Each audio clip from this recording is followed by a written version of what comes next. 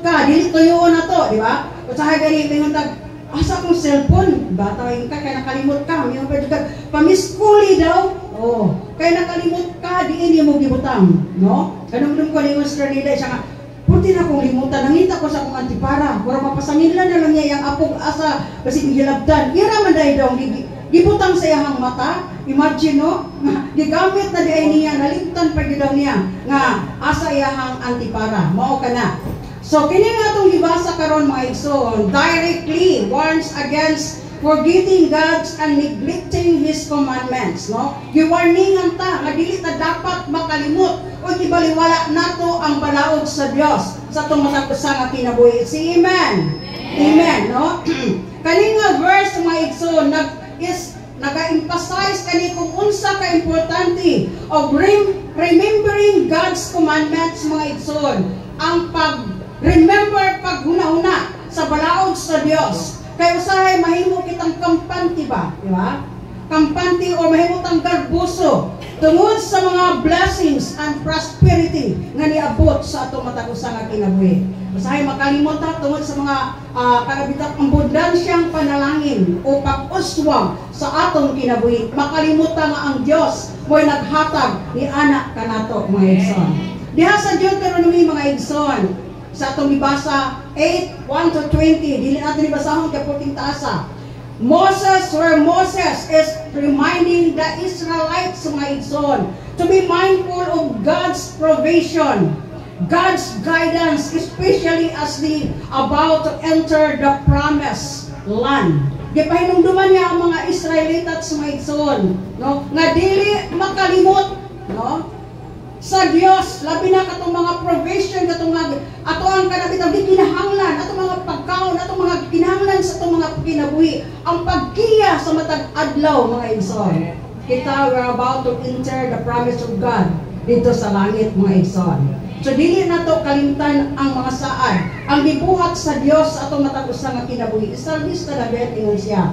There's Psalm 103 verse 3 siya, bless the Lord, O my soul, and forget not of all His benefits. Daiga ang kalag ko, di ba? Dalayga ang Diyos o kalag ko.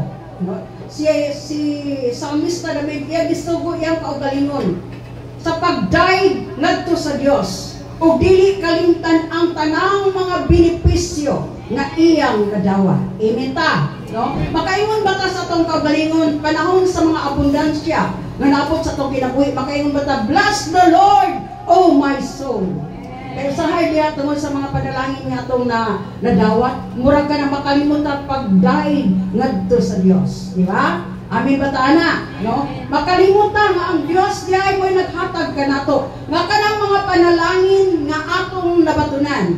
Mo kana usahay mulid ngadto kanato nga makalimot ta sa mga provision, guidance nga gihatag sa Dios nga ni kanato mga igsoon. Dapat nato hinungdan unsa ka importante ang pag-obey, pagsugod sa mga balaod sa Dios. Pag-demonstrate sa atong kinabuhi sa iyang mga balaod, mga igsoon, di ba? Unsa kana ka-importante ba? How can we cannot forget God? Sao na nato? Nga ta makahilikot ngadto sa Dios. Tanaw sa nako ang oras. Kay pasigsok na anto gaman. Number one, acknowledging that we are always absolute need of Him. Ilhon nato nga sa kanunay kita nagkinahanglan gayud sa Ginoo. Amen. Always absolute jud. Nagkinahanglan jud ta kanunay sa Ginoo. Mga igsoon, amen ba ta na, no? Ang usahay kampante ta ba? Samtang nagtimanan na to mga igsoon na strangers ta niining kalibutan na. Amen, no? Tingali makakuanta kinabuhi na to 100 years. No, stay ta diri sa kalibutan. Claim it 100 years. Di ba? 100 years, 70 years ang kanabitang expand life sa tao. Doon ay grace na period na gihatag, grasya na gihatag sa Dios kanato 30 years.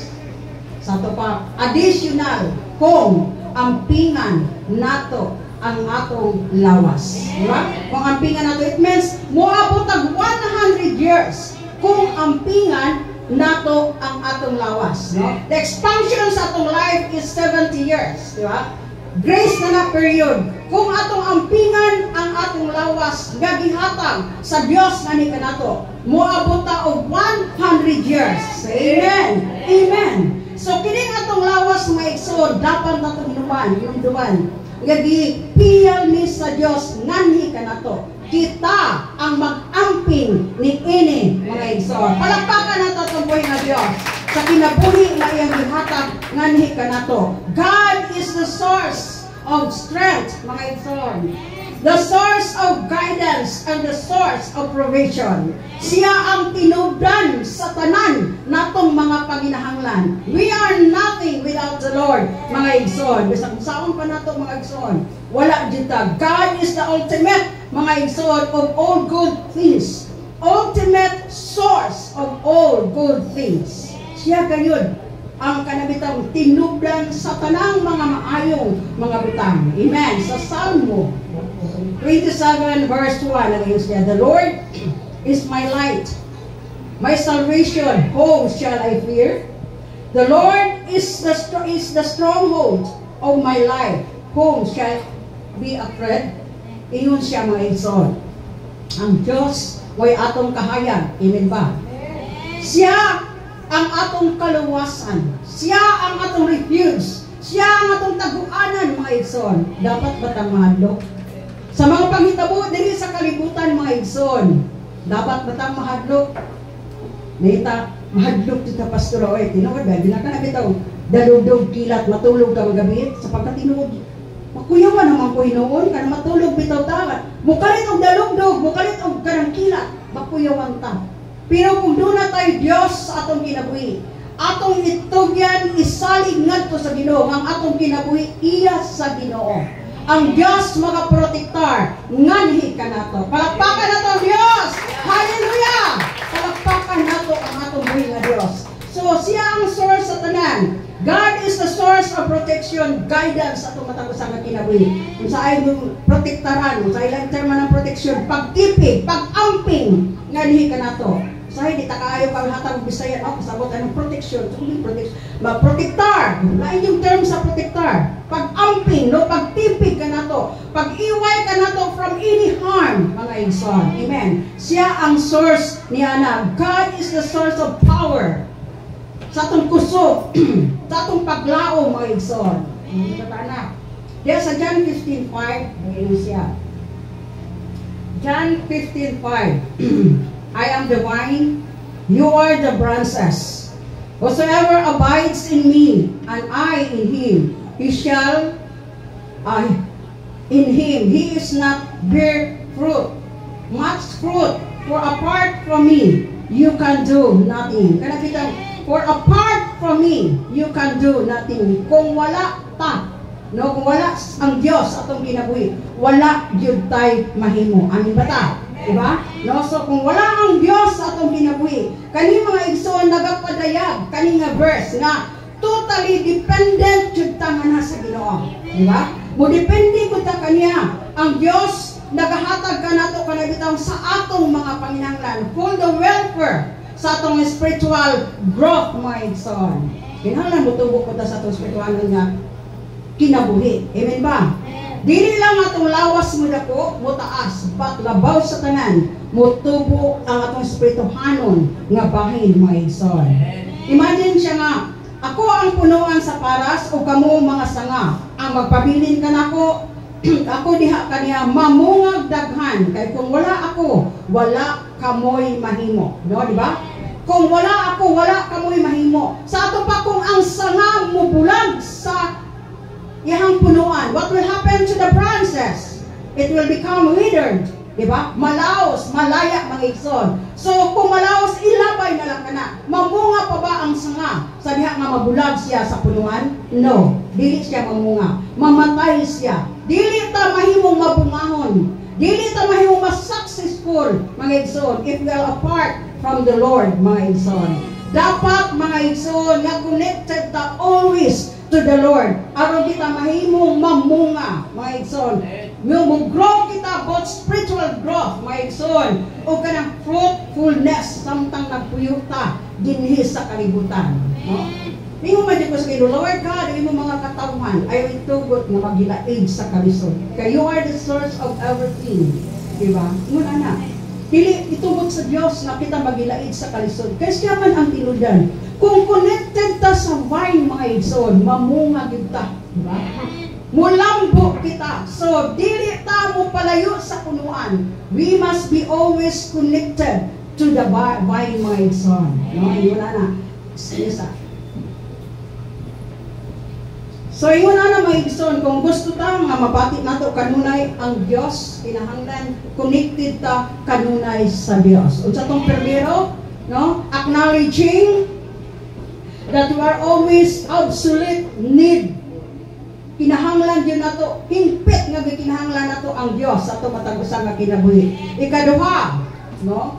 To avoid forgetting God, aron dili ta makalimot ngadto sa Dios, consistently engage with God.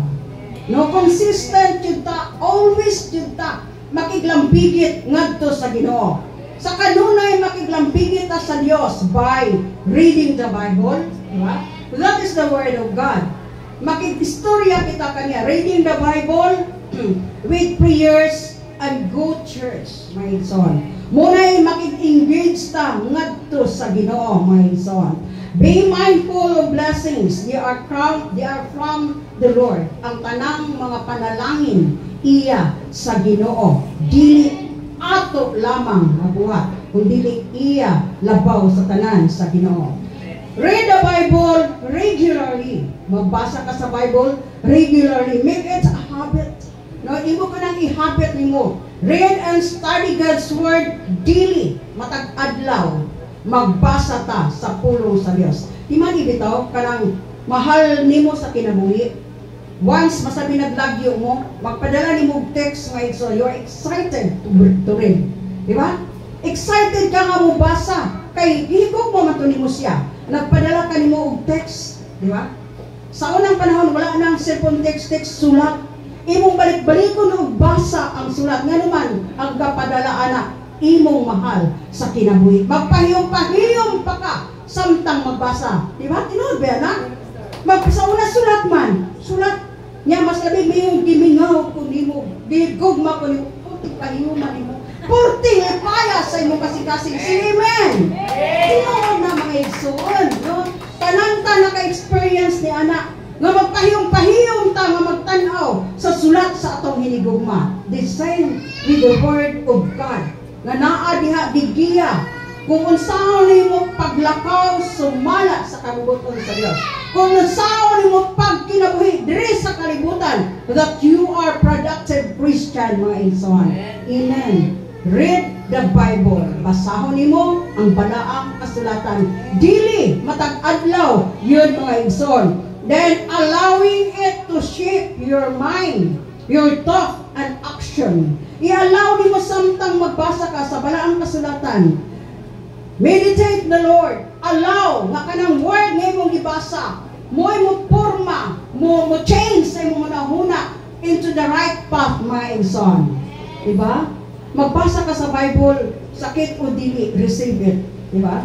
Kaya mo ka na tambal sa atong broken kanang spirituhanon nga bahin, my son. Dili tanang nakasulat sa Bible nga naganahan ka, pero imo nang i-accept, Lord, by your grace.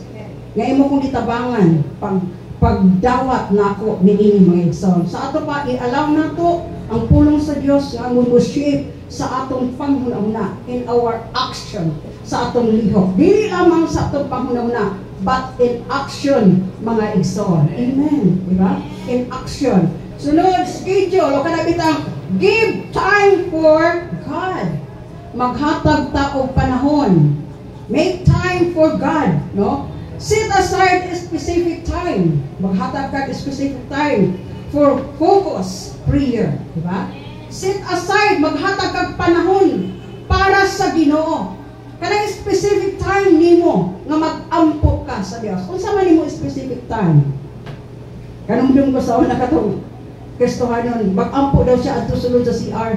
Ay, nausa ba po, wala yung lugar. Sulod yun sa kung na daw manuktok dito, kaya na mo puli. Saan na lang, di ba? Muanha ka sa mong kwarto.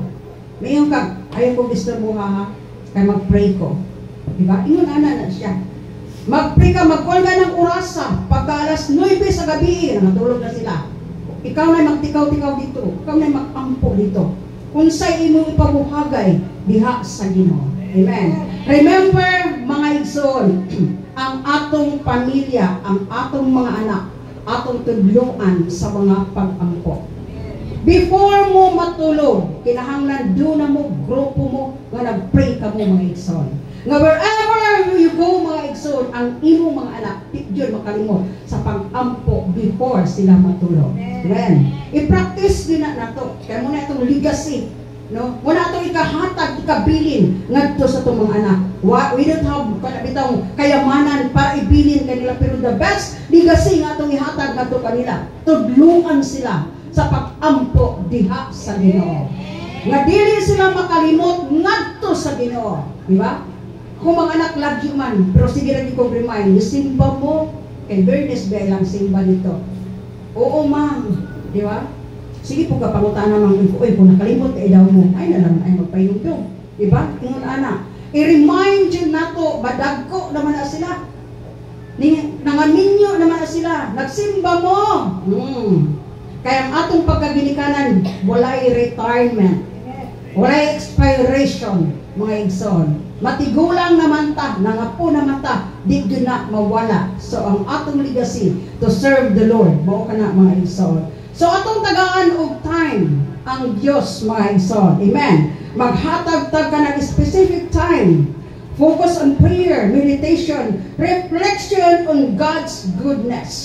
Pamalandong sa kaayos sa Diyos sa atong matag-usang nga kinabuhi. Ayaw itong hinumduma nga, katong dili maayo, kung dili ang mga maayong butang. Doon ay mga negatibong mga butang, pero di-change into good sa Ginoo, mga igsoon. Sakit man o Ginoo, but I know all things work together for good.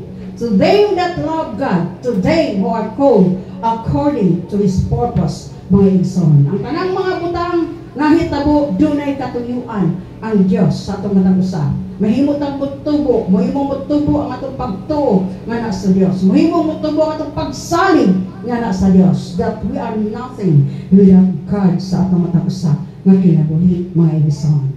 Sunod. Give time for church. Kung wala ka nakalimot sa Diyos, di ba? Muhatag ka panahon sa Ginoo. Kaya this is the will of the Lord. Psalmist siya. I was glad when they said unto me, let us go into the house of the Lord. Nalipay ko ngayon sila, no? Nga muadto ta sa balay sa Diyos. Ingon anak mga igsoon.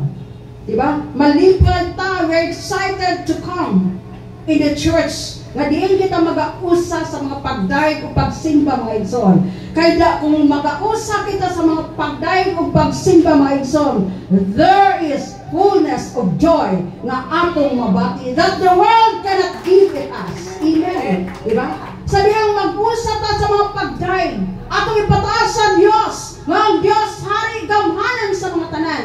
No, siya ang tanan sa atong kinabuhi, tag-iya sa atong kinabuhi, tag-iya sa atong mga pamilya. He is worthy to be exalted sa tumatagusang at kinabuhi. Hallelujah! Woo! Amen, mga igsoon. Siya sa akin. Ninong sa akin.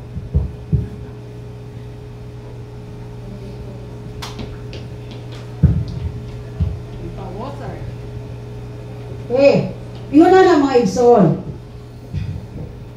Mabot man mga problema sa itong kinabuhi, we're firm, ligpunta. Ano man, nag-usa man taliha sa Ginoo. Di man talikaya ng mga problema. Kinikanan, dili perfecto, ingon na pastor. But we are bounded ka na, di-usa kita, diha sa Ginoo, mga igsoon. Mag-usa kita, magkupot kita.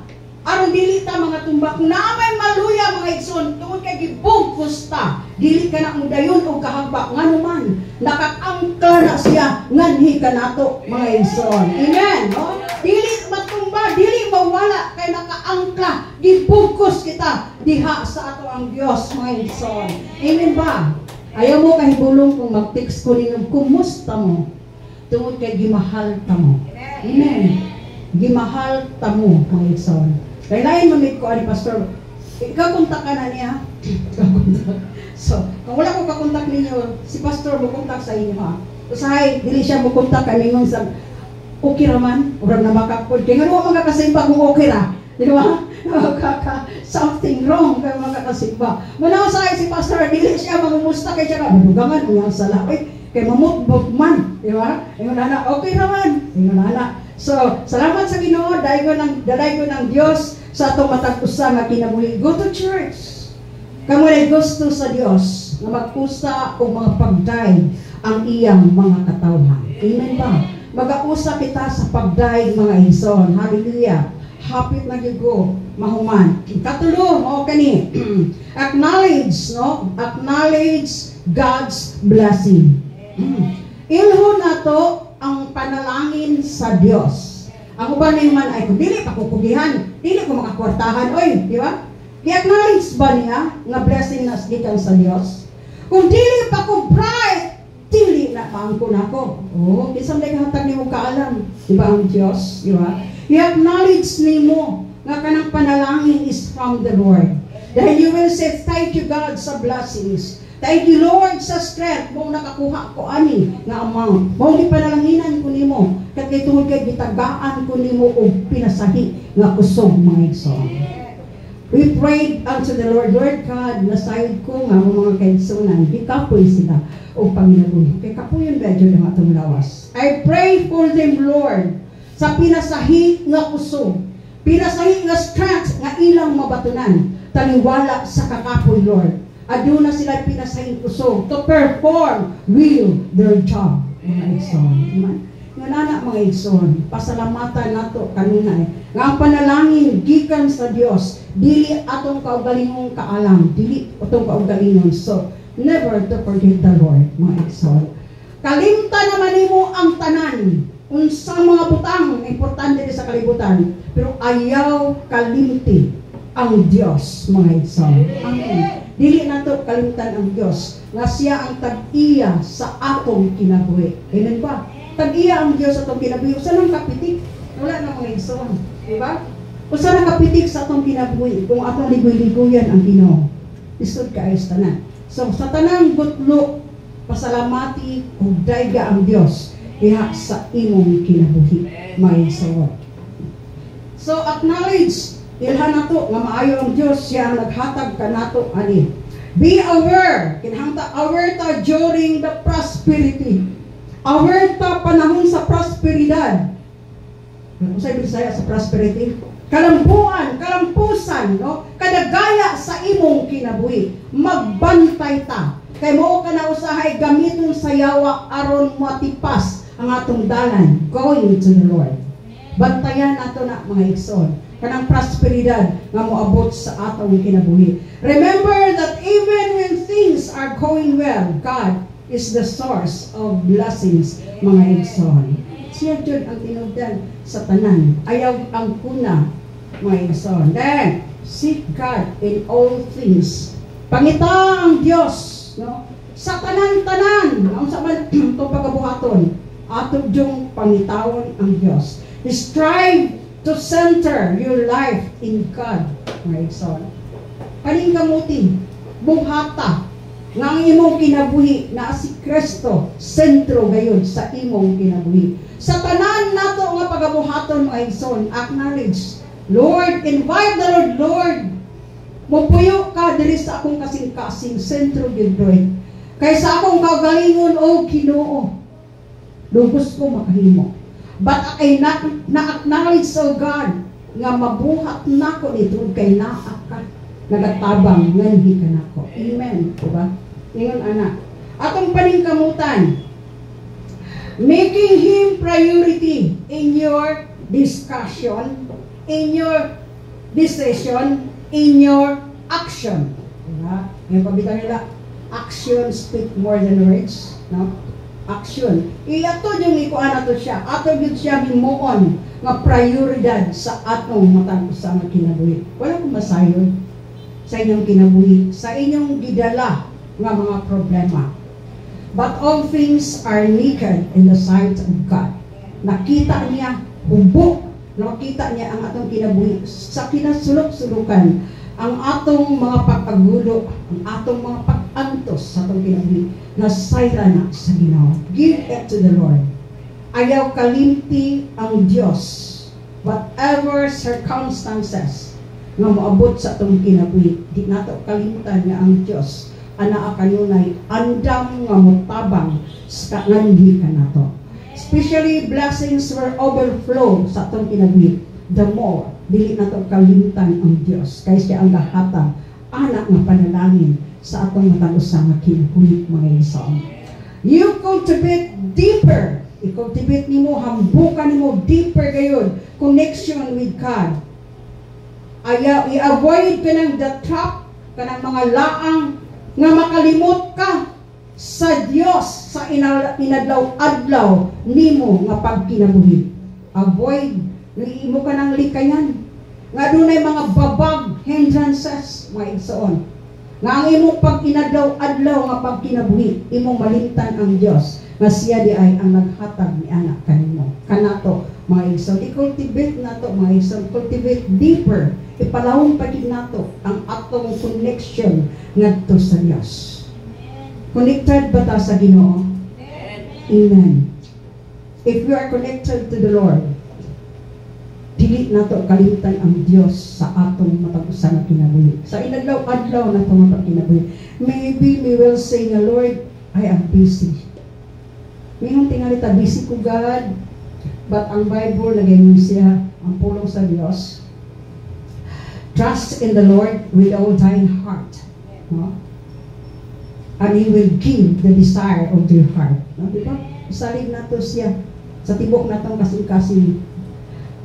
Kay ang Diyos nakahibalo sa itong mga panginahanglan. Just seek the Lord first. Then He will make it happen unto you. Kung sa imong i-desire sa imong kinabuhi. Dalay ko na itong buhay na Diyos. Hallelujah. Let's pray. Ako niya yung tanong sa pagtindog.